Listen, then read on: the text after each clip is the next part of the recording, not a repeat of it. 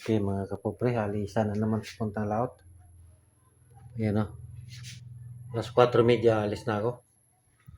Kaya nag-ayos na ako ng mga gamit ko. Tapos ko lang magawa ng yelo. Gumawa ako ng yelo kasi magtanggal ako dito ng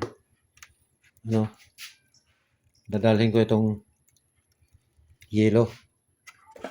Kaya kailangan mayroong pang palit. Papalitan yan para may magamit naman bukas.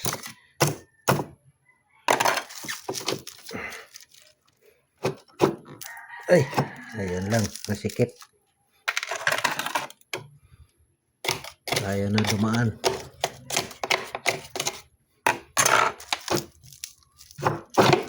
Ayan. Nagdala ako ng 10 piraso. Tag 10 piraso yung dala ko.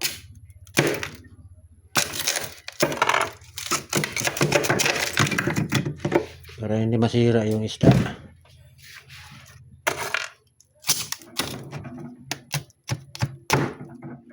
Yan na. Tumigis na.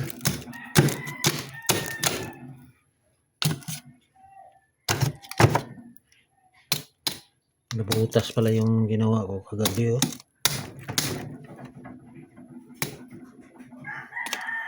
Delikado yan.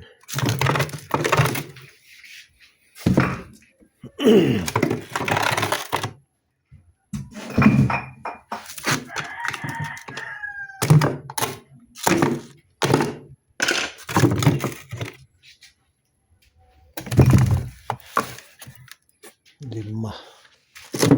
Ito. Walang problema yan, hindi matanggal. Kasi pumutok pala yung isang plastic.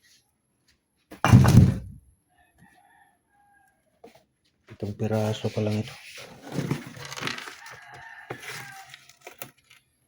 Yan mga pusit saka isda yan, buko.